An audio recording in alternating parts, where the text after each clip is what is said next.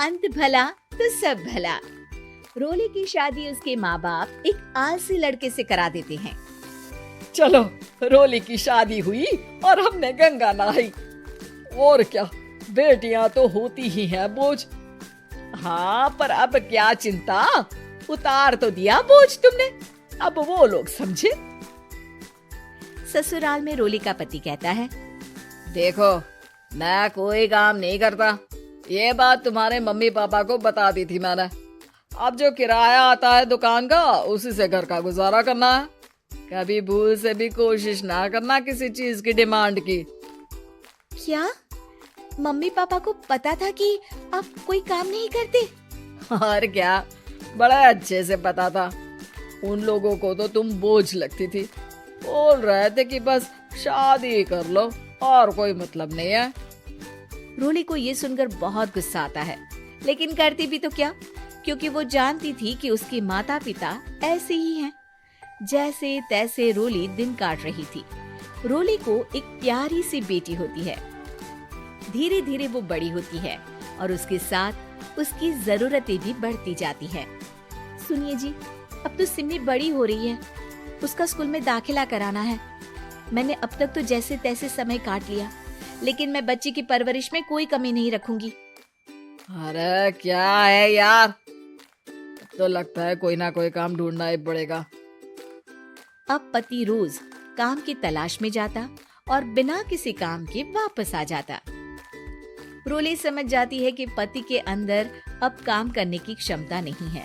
वो बेटी को उच्च शिक्षा देने के लिए कुछ करना चाहती थी, लेकिन करती तो क्या करती।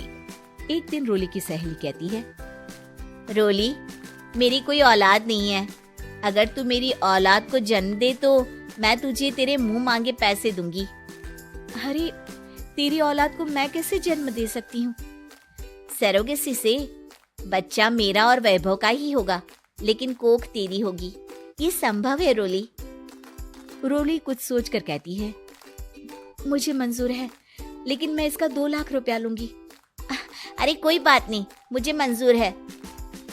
रोली खुश हो जाती है कि एक बच्चा पैदा करने का उसे 2 लाख रुपया मिलेगा। वो घर आकर पति को बताती है, वो भी खुश हो जाता है। अब क्या था, डॉक्टर के पास जाकर सहेली का बच्चा रोली की कोख में पलने लगता है। मुझे 20,000 चाहिए मेरे बेटी के एडमिशन के लिए। हाँ हाँ ठीक है, मैं उसके एडमिशन से लेकर सारे खर्चे उसके अकाउंट में डाल रही हूँ। रोली की बेटी का एडमिशन हो जाता है। रोली को लगता है कि वो अब सब कुछ ठीक कर देगी। दिन और महीने आगे बढ़ते हैं। अब एक दिन, एक बात कहूँ जी, काश इस बच्चे को मैं रख पाती। मैं अब इससे काफी जुड़ गई हूँ। अरे यार, पता नहीं किसका बच्चा है, अपने पास है ना अपनी मुन्नी। हाँ, लेकिन अब मैं भी इस बच्चे से जुड़ाव फील करने लगी हूँ, लेकिन मैं ये जानती हूँ कि ये मेरा बच्चा नहीं है।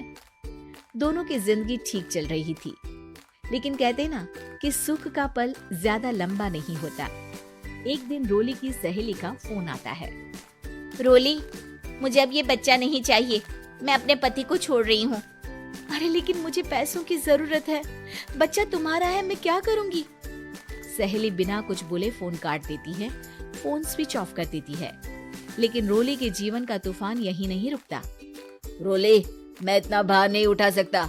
आज पढ़ाई का पैसा मांग रही हो, कल को शादी, कॉलेज और पता नहीं क्या क्या। मैं तुम्हें छोड़ रहा हूँ, अपनी बच्ची उठाओ और निकलो इस घर से। अरे पर मैं कर तो रही हूँ ना बच्चे के लिए काम, आप आराम से रहिए ना। क्या काम कर रही हो, देख रहा हूँ मैं। ये छोटा शहर है, यहाँ लोगों को बात बनाते वक्त नहीं लगता। तो मैं क्या करूँ, ज्यादा पढ़ी लिखी नहीं हूँ, कैसे घर के खर्चे चलाऊं? और आप तो काम करना ही नहीं चाहते। हाँ, ना चाहता हूँ और ना ही करूँगा। रोली को पति की बात पर काफी गुस्सा आ जाता है। ठीक है, अगर मेरे जीवन में संघर्ष ही लिखा है तो वही सही। इस वक्त पति होने के नाते आपको मेरा साथ देना चाहिए था, लेकिन नहीं, आपने तो इस हाल में मुझे घर से बाहर निकालने की बात कह डाली। देखो, ये सारी फालतू की बातों के लिए वक्त नहीं है मेरे पास।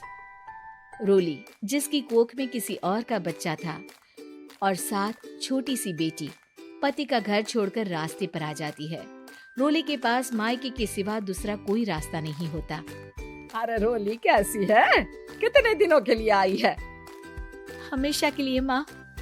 वो माँ को सारी बात बता देती है।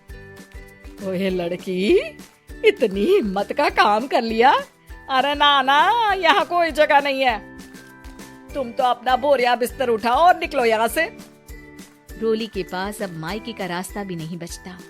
वो चुपचाप बच्ची को लेकर जा रही थी कि उसे दर्द होता है और वो डॉक्टर के पास चली जाती है और फिर वहां वो एक प्यारे से बेटे को जन्म देती है।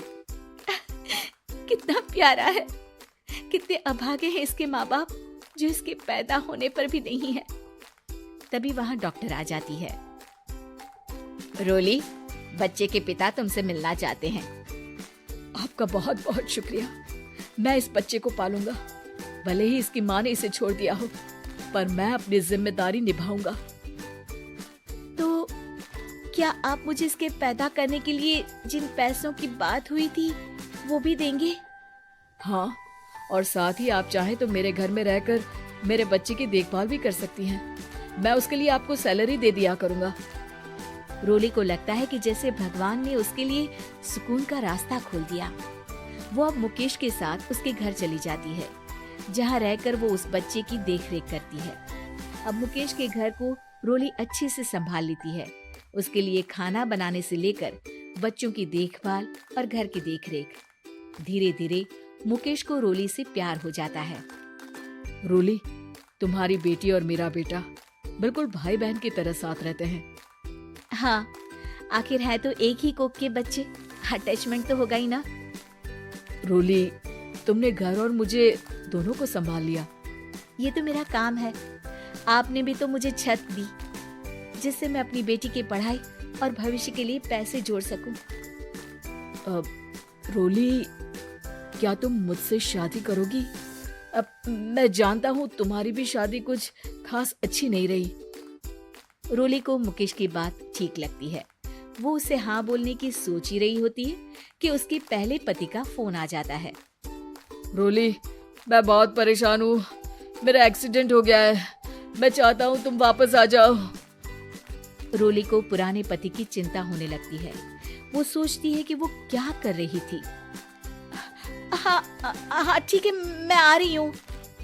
हाँ रोली, आ जाओ, लेकिन बच्ची को कहीं हॉस्टल में छोड़कर आना, क्योंकि मैं नहीं चाहता कि हम लोगों के बीच फिर से वो सारी बातें हो। रोली को समझ आ जाता है कि पति आज भी सुधरा नहीं है। वो पति के पास जाने से इनकार कर मुकेश को हाँ कर देती है।